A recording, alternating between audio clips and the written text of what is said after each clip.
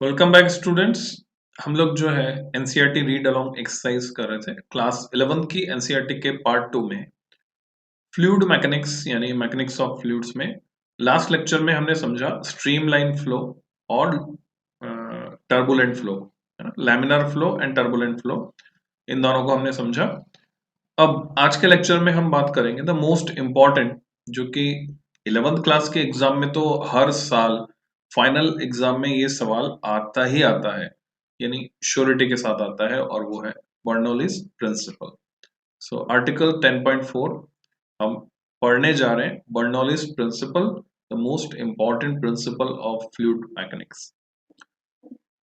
Fluid flow is a complex phenomenon, but we can obtain some useful properties for steady और streamlined flows। ठीक है, तो यहाँ पे बता रहे हैं कि फ्लूइड फ्लो जो होता है वो एक कॉम्प्लेक्स फिनोमेना है, पर हम इसके साथ एसोसिएट कर सकते हैं। We can obtain some useful properties for steady और स्ट्रीमलाइन फ्लोज। टर्बुलेंट फ्लो के बारे में तो कोई कुछ नहीं कह सकता, एक तरह से जो रैंडम एरर था उस कैटेगरी में चलेगा टर्बुलेंट फ्लो। रैंडमनेस जहां पर है, वी कांट प्रिडिक्ट एनीथिंग। पर जो स्ट्रीमलाइन या लैमिनार फ्लो है वो सिस्टमेटिक एरर की तरह है जो प्रिडिक्टेबल है। Okay, using the conservation of energy, तो यहाँ पे हम क्या लगाते हैं, conservation of energy. Consider a fluid moving in A pipe of varying cross sectional area, let the pipe be at varying heights as shown in figure 10.9। तो जैसे कि 10.9 में है, तो 10.9 जो फिगर है वो मैं कॉपी पेस्ट कर देता हूँ यहाँ पर। इमेजिन करो कि वेरिएबल क्रॉस सेक्शन का कोई पाइप है, ठीक है, कहीं पर तो उसका क्रॉस सेक्शन ज्यादा है और कहीं पर कम है, तो हम क्या बोलेंगे, वेरिएबल क्रॉस सेक्शन का पाइप है। तो ऐसे सिचुएशन में जहां क्रॉस सेक्शन चेंज हो रहा है, इस डायग्राम की बात हम कर रहे हैं, क्रॉस सेक्शन चेंज होगा तो फ्लो पर क्या इम्पैक्ट आएगा। अच्छा, हाइट भी डिफरेंट है तो पोटेंशियल एनर्जी वो भी डिफर करेगी। तो इन सब की अकाउंटिंग हम करेंगे बर्नौलीज प्रिंसिपल से। और बर्नौलीज प्रिंसिपल देखा जाए तो law of conservation of energy का ही एक और फॉर्मेट है, law of conservation of energy को ही सपोर्ट करता है। सो हमारा सारा डिस्कशन इस डायग्राम के रेफरेंस में रहेगा बच्चों, तो इसको मैं यहाँ पे रखता हूँ।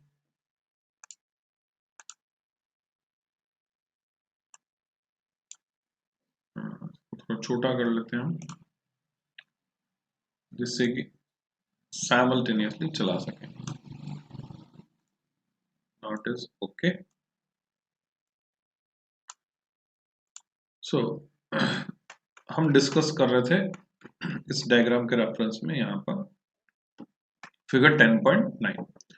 तो पाइप जो है वायरिंग हाइट पर है, एक एक जो एंड है उसका वो हाइट h1 पर है, दूसरा एंड हाइट h2 पर है।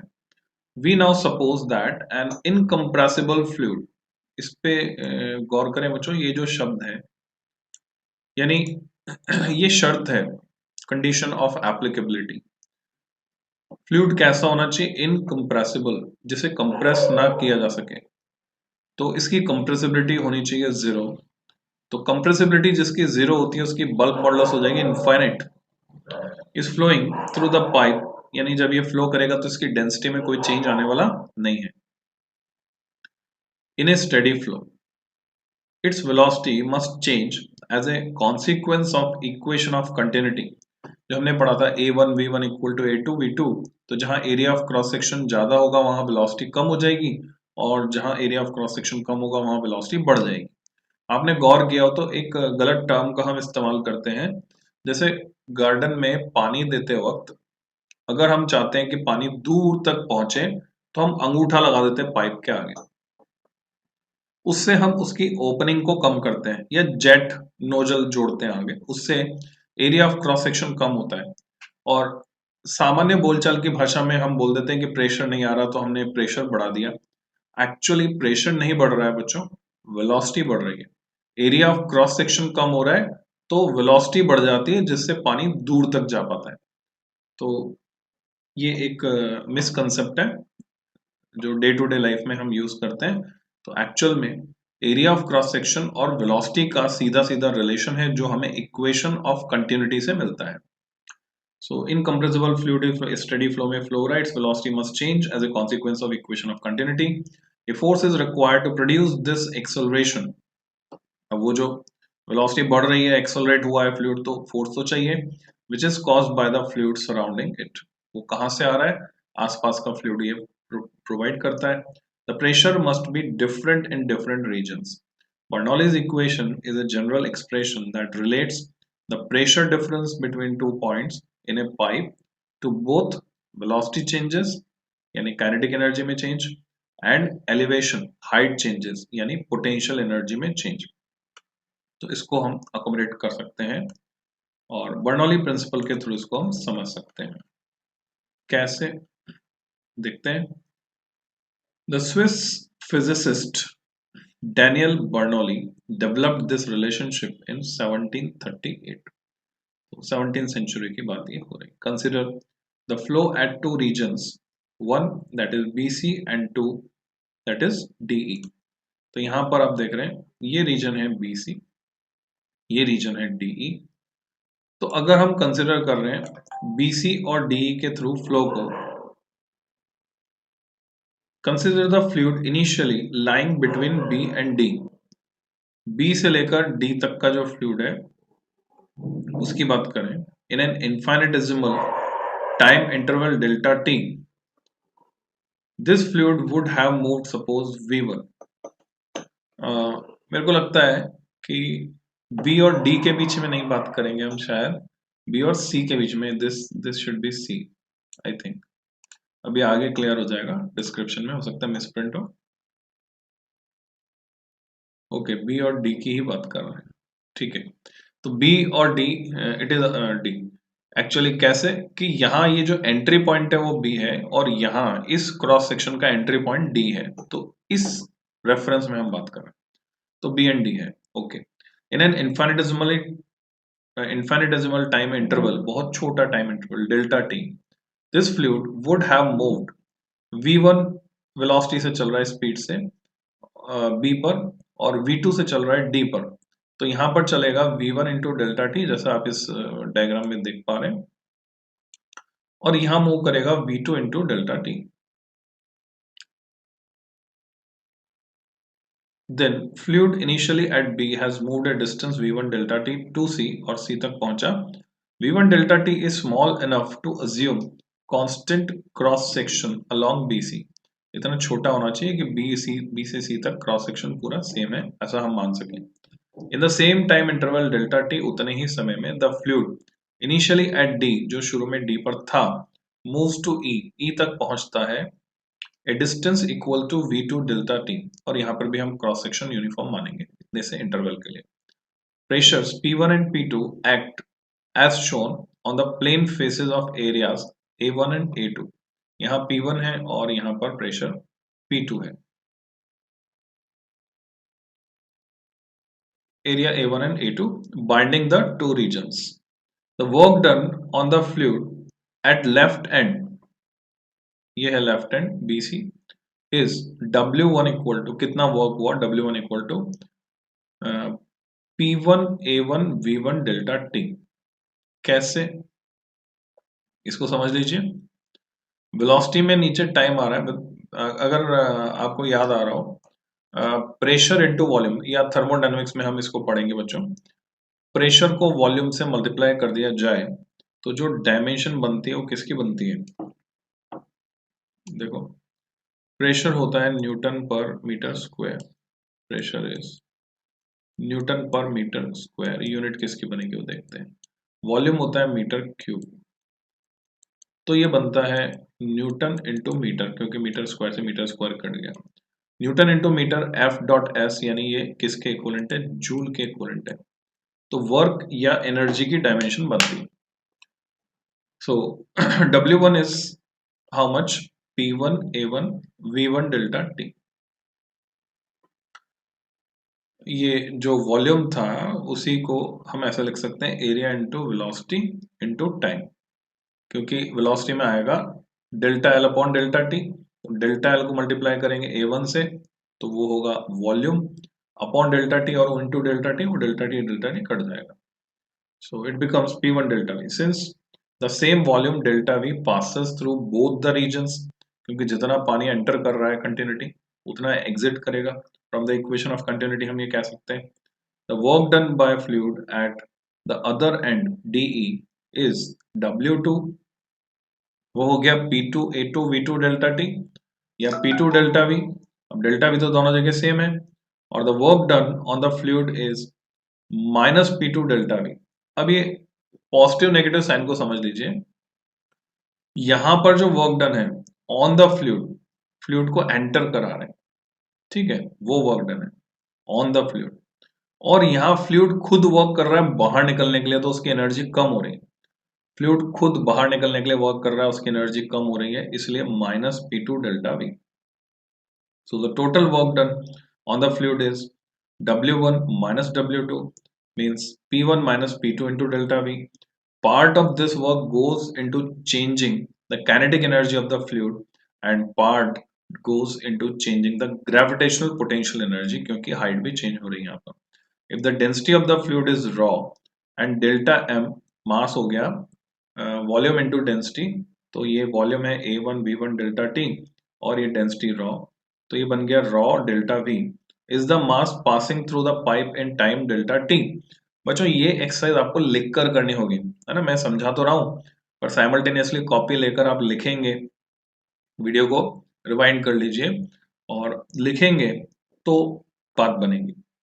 देन चेंज इन, अच्छा जब एग्जाम में लिखना है तो ये सपोर्टिंग लैंग्वेज कुछ नहीं चाहिए, आप और करके कर सकते हैं, लिख सकते हैं, इसको शॉर्ट कर सकते हैं।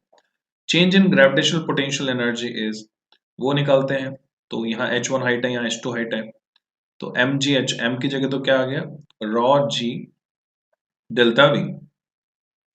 g क्यों आया अभी बताता हूँ, है ना, यहाँ तो g नहीं दिख रहा हमको, mgh का g है ये, mgh का g, तो m की जगह raw delta v into H2 minus H1।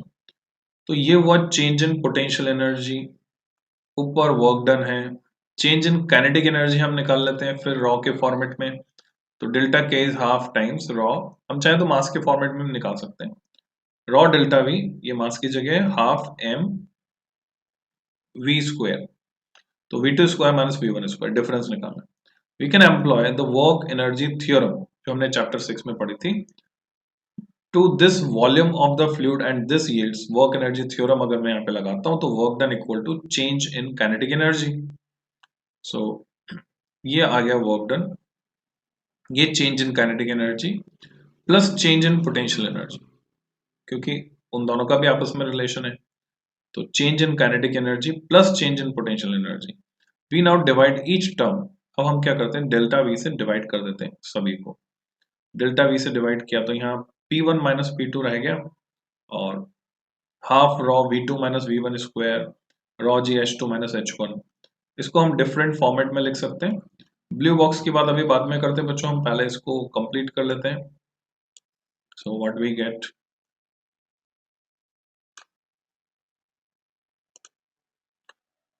we can rearrange the above terms to obtain P1 plus half rho V1 square plus rho G H1 equal to 1 वाले terms हमने एक side कर दिए, 2 वाले terms दूसरी side कर दिए, P2 plus half rho V2 square plus rho G H2, इसी को हम बर्नौलीज इक्वेशन के नाम से जानते हैं। Since 1 and 2 refer to any two locations, pipe में कहीं भी हो सकते हैं along the pipeline, we may write the expression in general as, तो हम इसको लिख सकते हैं P plus half rho V square plus rho GH equal to constant। तो ये फॉर्मेट हो गया बर्नौलीज इक्वेशन का, और ये हमने प्रूव कर दिया बर्नौलीज इक्वेशन को, जिसमें हमने इक्वेशन ऑफ कंटिन्यूटी की मदद भी ली है ना, इक्वेशन ऑफ कंटिन्यूटी की मदद हमने ली है। In words, the Bernoulli's relation may be stated as follows: as we move along a streamline, किसी streamline के along अगर हम चलते हैं, the sum of the pressure P, the kinetic energy per unit volume V square by 2, and the potential energy per unit volume rho GH, तो सबको हमने ले लिया per unit volume, remains a constant. Note that in applying the energy conservation principle, there is an assumption that no energy is lost due to friction. इसलिए हमने incompressible और non viscous fluid assume करते हैं हम यहाँ पे, नहीं तो विस्कस ड्रैग में कुछ एनर्जी का लॉस हो जाएगा. But in fact, when fluids flow, some energy does get lost due to internal friction.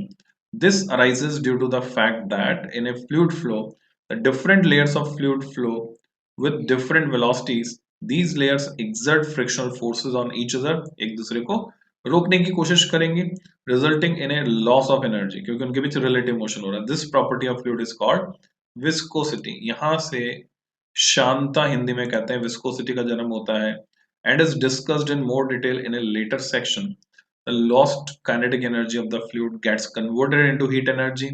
Thus, Bernoulli's equation ideally applies to fluid with zero viscosity और नॉन विस्कस फ्लूइड्स. तो ये assumption है. पहला assumption क्या था? Incompressible. दूसरा क्या है? Non viscous. तो उसी के लिए वैलिड होगा, बाकी के लिए वैलिड नहीं होगी. बर्नौलीज इक्वेशन या थ्योरम के वैलिड होने की कंडीशन है.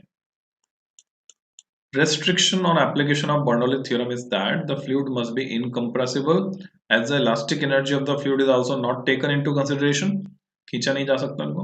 In practice, it has a large number of useful applications and can help explain a wide variety of phenomena for low viscosity incompressible fluids. Bernoulli's equation also does not hold for non-steady और turbulent flows. वहां भी नहीं लगा सकते. तो तीसरे जो है ये पूछते हैं बच्चों, तीसरी कंडीशन क्या है? स्टेडी फ्लो होना चाहिए. Because in that situation velocity and pressure are constantly fluctuating in time. When a fluid is at rest, that is its velocity is zero everywhere, Bernoulli's equation becomes, ये reduce हो जाएगी, इसमें से kinetic energy वाली term हट जाएगी, तो सीधे सीधे reduce होकर प्रेशर और पोटेंशियल एनर्जी में रिलेशन बचेगा P1 minus P2 equal to rho g times H2 minus H1, जो कि हमने पहले भी देखा था. तो बच्चों इस लेक्चर में मैं इतना ही डिस्कस करूंगा. हाँ, ये ब्लू बॉक्स की बात हम और कर लेते हैं. तो ये है sir Daniel Bernoulli, was a Swiss scientist and mathematician who along with Leonhard Euler and Euler series होती है, Euler equation, had the distinction of winning the French Academy Prize for Mathematics 10 times. He also studies medicine. तो ये इनकी पूरी जानकारी. तो इसको आपको लिखकर पक्के से तैयार करना है, इन टर्म्स को समझना है कि ये कैसे है, एनर्जी पर यूनिट वॉल्यूम का क्या मतलब होता है, वो आपको समझना है. नेक्स्ट लेक्चर में मैं डिस्कस करूंगा speed of efflux, Torricelli law हम पढ़ेंगे. Till then, happy learning.